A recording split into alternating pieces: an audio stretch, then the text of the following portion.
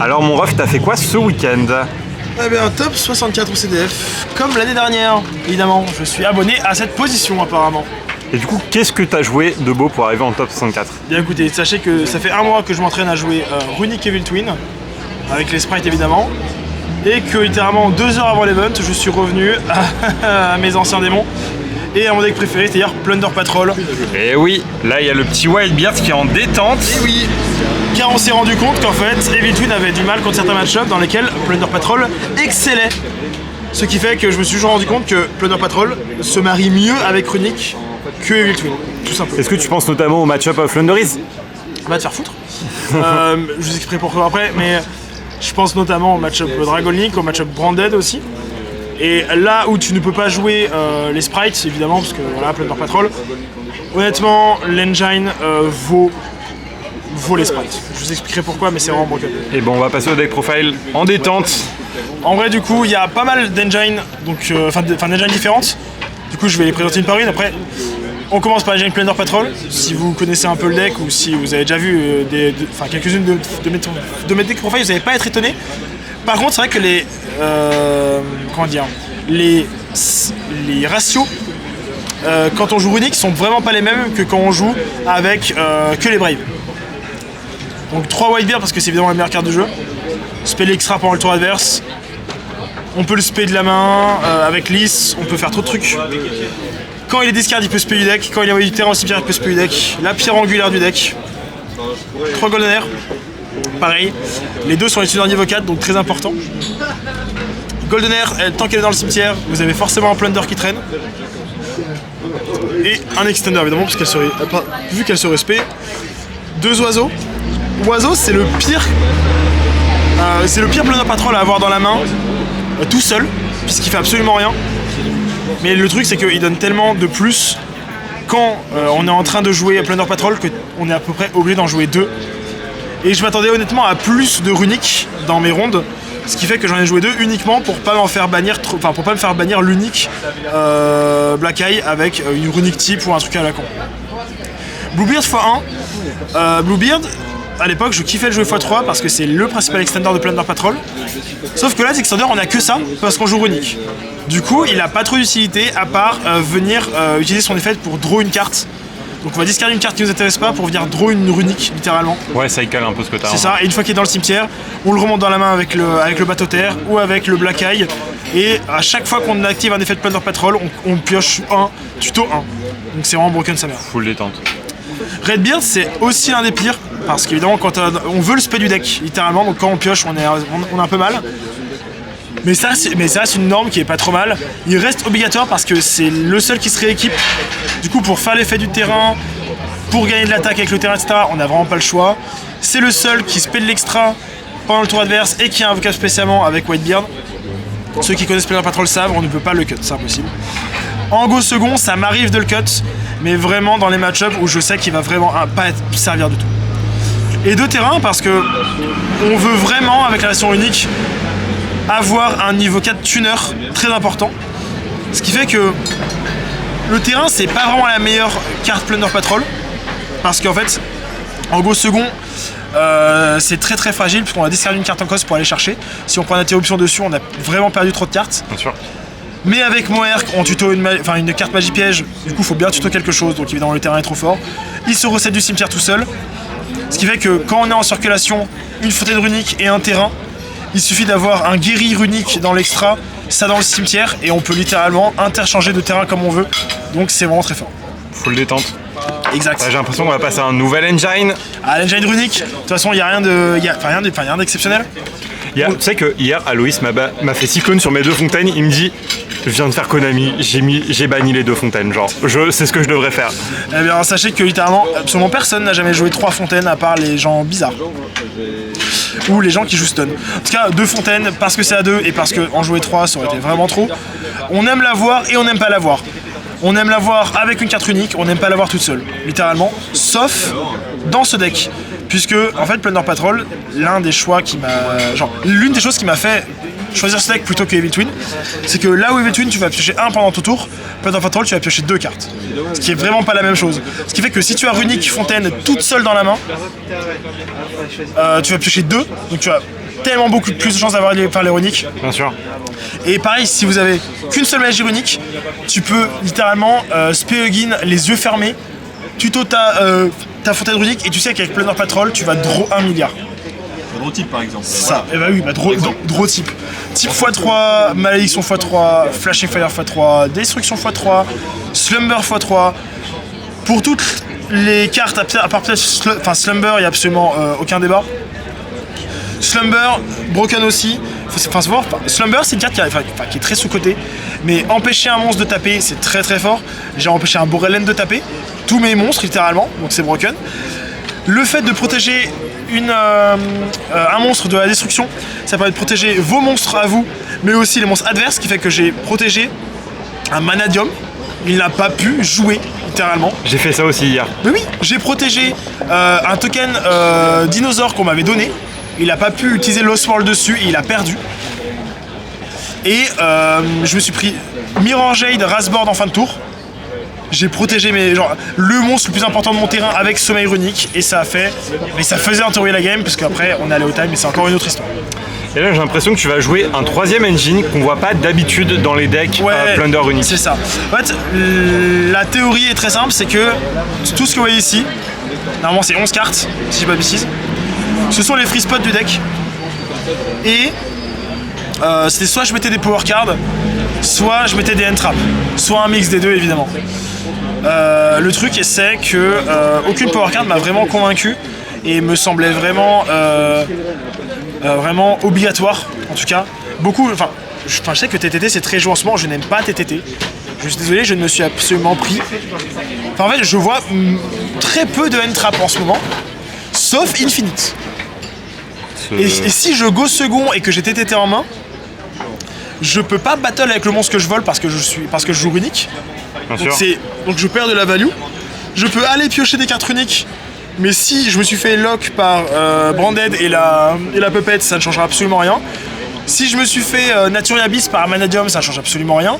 Si je me suis fait Shifter par un Kashira, ça ne change absolument rien. Donc c'est pour ça que tu as essayé de jouer l'Engine Adventure. Et ici, l'Engine Adventure, j'avais oublié à quel point ça bait 1 milliard de negates. C'est vraiment trop fort. Et du coup, la particularité de ton Engine Adventure, si je me souviens bien de ta liste, c'est que tu joues pas à Griffon dedans. Exactement. En main deck. En tout cas. Exactement. En fait, le truc, c'est que déjà. Attends, tu peux montrer les cartes. Ouais. Déjà, en fait, c'est très simple. Huggin en draw phase, discard Enchantress. C'est du -0. Vous mettez le plus gros coup de pression du système solaire. C'est incroyable. Vous dites à l'adversaire que vous allez le détruire, littéralement. Je suis qu'à 2 Enchantress parce que en théorie avec Crit ça fait 3, vous comprenez. Et en fait, littéralement, vu qu'on pioche 33 avec ce deck, vraiment, dans ce tournoi, j'ai eu à une dizaine de reprises, sans exagérer, à une dizaine de reprises, j'ai été à plus de 7 cartes dans la main. En m'ayant pris des Infinite sur Huggin au début par exemple. Et en fait on pioche tellement tout qu'on n'a pas besoin d'en jouer plus, on va les piocher. Derrière évidemment, Fateful, je la montre un peu parce que il faut savoir que c'est pas qu'une carte de l'engine. Brave, dans Plunder Patrol c'est vraiment broken puisqu'elle protège tous les monstres équipés du combat. Et tes captains protègent les bateaux. Non. Bah protège ceux qui sont équipés. Non, que ça. Genre ça c'est, il y a que du coup vu qu'ils s'équipent, ça, oui, voilà. Ça protège. Voilà. En gros la mécanique de Plunder Patrol se marie parfaitement avec la mécanique de Fateful. Ce qui fait que le but de Plunder Patrol, du moins dans cette version, c'est vous piochez, vous faites du CA. Vous ne pouvez pas mourir pendant le tour de l'adversaire parce que vous avez de quoi interrupt avec les runiques, de quoi float le board avec les Plunder Patrol. Et même dans un monde où il va mettre beaucoup de monstres lui aussi, il pourra pas raser votre board parce que vous avez fait de full. Et en fait vous mettez le nouveau bateau terre à 3000 de défense avec ça, vous pouvez wall complètement des games. Détendu. Et derrière on a les 2 remonteurs de board, Dracobac et Illegal Knight. Rit égale Bounce 3. Solide. Voilà. Et le pire c'est que Illegal Knight c'est aussi une carte de go first en fait. Parce que si vous prenez Dark Ruler ou Evenly Match, vous gardez votre token, vous gardez votre interrupt. Vous gardez la Bounce 2 parce qu'évidemment jamais vous l'invoquez sur votre terrain. Ce qui fait que c'est l'une des choses aussi qui m'a convaincu de jouer ça plutôt que Evil Twin Runic parce que je prenais trop d'Evenly Match, trop de Dark Ruler et que ça me saoulait. Là maintenant les Braves ça me couvre vraiment. Et donc derrière si vous avez bien compris, bien compté, Ça, c'est mes seuls free spots, entre guillemets. Parce qu'en fait, runique, en théorie, n'importe quelle magie runique qui fait de la disruption, donc destruction, malédiction ou flashing fire, ou runique type évidemment, c'est déjà presque du go second en fait. Parce que vous allez tout de suite interagir. Du coup, vous n'avez pas besoin de tant de power card que ça. Bien sûr. Donc, j'ai joué H parce que c'est la seule entrave qui marche contre tout le monde. Et elle est plus là pour ralentir qu'autre chose. Et sachant que j'avais un peu peur de Branded, enfin que Branded soit omniprésent, parce qu'en France, je sais pas pourquoi, tout le monde joue Branded, tout le monde kiffe Branded et Kashira, je sais pas pourquoi. Quasiment 10% de représentation au CDF. Oui, voilà, donc j'ai. Voilà, merci. Donc c'était mon bon. Enfin, donc le call était bon. Allez. Donc, c'était un bon call et globalement, on a AG Branded Fusion, on a AG trucs. De toute façon, le but c'est de les piocher sur les runiques, hein. Y a rien d'autre. Donc elle a fait le taf, aucun souci. Ça arrive de l'avoir en top deck, c'est un peu chiant, mais bon, c'est l'histoire de H, quoi. C'est rien de nouveau. Et en vrai, MVP du tournoi. Droplet, les gens ont oublié cette carte, c'est trop fort. Contre Branded, activer une carte unique, ensuite faire Droplet envoie la carte unique, c'est tout con. Mais vu que Branded, tout leur... toute leur manière d'esquiver l'entrap, d'esquiver l'interrupt, c'est Cartesia ou des magies. Ouais. Vous empêchez la chaîne Superpo, vous empêchez la chaîne InRed, vous empêchez la chaîne tout ce que vous voulez. Du coup, c'est vraiment trop fort. J'ai attrapé tellement de gens avec. Et puis bon, l'effet en damage step sur un Pancratops. Faut l'étendre. Extrêmement drôle. Et vraiment, la carte n'a fait que me surprendre. En extra, rien d'exceptionnel. On est sur 3 Blackbeard, 2 Lys, 2 Bran et 2 Moerk. Et un bateau-terre. En vrai, bateau-terre. En vrai, Broken bateau-terre. Bran, c'est celui qui sort le moins, parce qu'évidemment, il y a moins de deck feu qu'avant. C'est celui que je décidais pour les cartes de side, pour avoir après. Mais en fait, le truc, c'est que c'est lui qui donne le gain d'attaque, même si on a moins de battle qu'avant. Et contre certains match-up, il est obligatoire. Du coup, on est un peu obligé de le jouer à deux tant qu'on sait pas contre quoi on joue. En tout cas, maintenant, avec le bateau-terre, t'as globalement accès à l'élément que tu veux quand tu veux, quoi. Ouais, et là, en fait, il faut que je parle du bateau-terre vraiment en deux spi parce que, en fait, pour ceux qui connaissent un peu le bateau-terre, c'est celui qui permet de mettre un jeton sur le terrain adverse pendant notre T0. On choisit l'attribut du token qu'on met en face. Du coup, notre Blackbeard peut choisir quel monstre tu invoques, etc. Avant, et même c'est ce qui se passe c'est ce que tous les Planar Patrol font en règle générale, ils disent lumière pour invoquer la négate de monstre parce que la négate de monstre elle est broken et parce qu'il fait aussi de la value en invoquant, etc. Et je fais ça assez souvent et contre Branded, je me faisais évidemment super beau toute ma vie et je comprenais pas trop comment faire. Très simple. Les runiques disent que vous n'allez pas mourir. Si vous avez fait full, tout votre board est protégé. Maintenant, je dis token terre, Spayord à toi. J'ai un body à 3000. Si j'ai fait full ici, tu peux pas le passer au combat, donc voilà. Donc il n'y a pas de tout ce qui est. En gros, si tu veux le passer, il faut aller passer par chimère, etc. Genre c'est relou. Si le mec il spé, moi je spé. Du coup, s'il joue Light et Dark, je vais spé Whitebeard et j'ai l'autre bateau lisse que j'aurais dû avoir au départ. Ouais. Et donc ça m'assure directement 1 milliard de CA. Plus c'est couvert par les runiques. Et globalement, à ce point-là de la game, si vous avez eu un combo décent en T0, tu as déjà 7 cartes en main. Et juste, le but, c'est que tu joues à un jeu, je ne vais pas mourir. Et au tour d'après, c'est comme si j'allais go second. Tu peux faire le board que je veux, je joue runique full power, plus brave, plus plunder, je remonte absolument tout ce qui existe dans le système solaire. Full détendu. Donc Yord, en vrai, je l'ai sous-estimé, il est vraiment très très fort. Qu'est-ce que tu joues à part ces bateaux? En runique, du coup, classico de Hugin Ingeri, sûrement rien à dire. Hugin parce que son niveau 2 est intéressant pour faire des synchros, on va en parler juste après. Parce qu'il y a la tuto à la fontaine, évidemment, et qu'on a 2 fontaines, donc de Hugin. Et le Guerry qui te permet de récupérer des fontaines si vraiment t'as besoin de Guerry qui récupère des fontaines et surtout qui casse des boards. Oui. Parce que une petite battle, Guerry, battle. Battle phase, Spegiri tape, crash sur une baronne. Ça m'est arrivé 2 fois. Je prends 3000 HP, mais la baronne elle pète, etc. quoi. Donc Guerry, c'est aussi celui qui va vous permettre de remonter tous les boards du jeu. Ok. Et les 2 dernières, c'est ces deux-là. Alors, parce que Coral, c'est dans la loupe. Je pense que vous allez sur YouTube, vous allez voir tous les combats avec Coral. Ça fait draw, donc en fait, Coral plus Blackbeard pendant votre tour, ça fait draw 2. Là où les runiques, là où les Evil Twin ne font draw qu'un seul. Ouais. Du coup, c'est vraiment pas rare du tout de activer une fois une fontaine pour draw 2, Coral Dragon pour draw 1, Blackbeard pour draw 1, deuxième fontaine pour draw 2. dans le même tour. Détendu. Et vraiment, ça arrive très souvent. Ok. Et Baron, parce qu'on a Coral et des niveaux 4. Donc on fait une baronne. Coral, genre. Coral plus un token Brave, ça fait Baron. Un Bestial de side plus un niveau 4 Plunder Patrol, ça fait Baron. Huggin plus. Huggin plus machin, en fait, genre. En théorie, il y a des combinaisons Jerry absolument plus, impossibles. le Coral Son Dragon Baron, aussi. c'est la meilleure synchro du jeu. Et en fait, une fois que vous annulez avec Baron, vous avez le play de Fou Fury qui consiste à, en stand-by, évidemment, la virer et respect un Plunder Patrol qui, pendant le tour, va spell l'extra et va refaire du CA. Ouais. Et vu que vous avez remélangé la Baron, vous la refaites derrière, c'est complètement broken. Ok. Et au niveau du side deck, du coup, qu'est-ce que tu jouais? Juste avant, je voulais parler d'un petit truc, mais j'ai oublié. C'était. Ah mince, j'ai vraiment oublié pour le coup. Bah, c'est pas grave. Mon side deck, les Mandatory Bestial.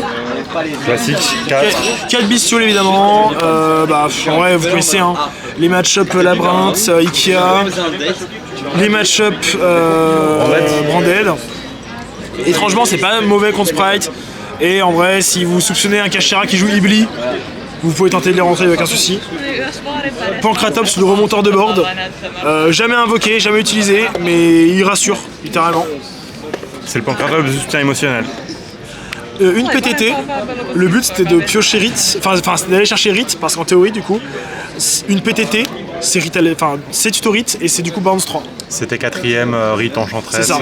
Problème, à chaque fois que je l'ai eu, j'avais déjà Rit. Ah, cocasse. Ce qui fait que elle m'a vraiment très peu servi. Parce que dans le deck de base, on joue très peu de magie piège normale. Ouais. Peut-être vraiment pas obligatoire.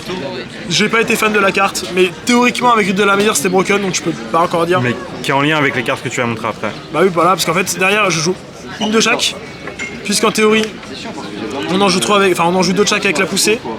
Le but, en fait, le side deck, j'ai choisi de mettre une power card de chaque, pour la simple et bonne raison que si je n'ai aucun doublon dans la main, je remonte tous les terrains du jeu. Si j'ai Runic Plunder une power card, c'est gagné. Si j'ai Runic Brave une power card, c'est gagné. Si j'ai Plunder Patrol et 2 power cards, pareil.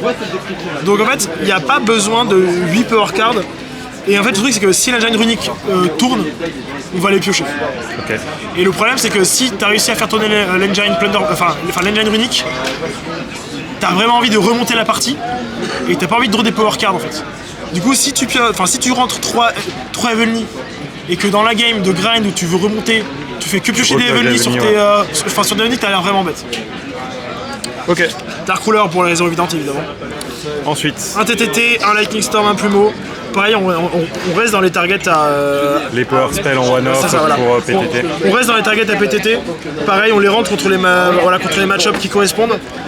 Je les ai jamais utilisés ces deux-là, puisque je suis tombé sur 0 labyrinthe. Branded, c'était cool, mais je les ai pas utilisés non plus. Donc en théorie, elles sont fortes, hein, mais j'ai juste pas eu l'occasion de les jouer.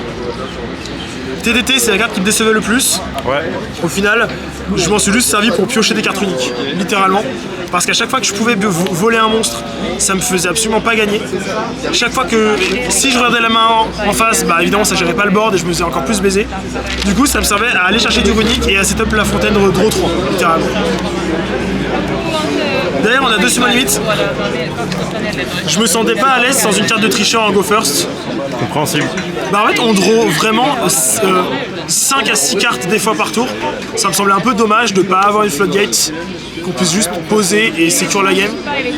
Et en fait, ça rentre aussi dans le game plan du time, dont je vais parler maintenant.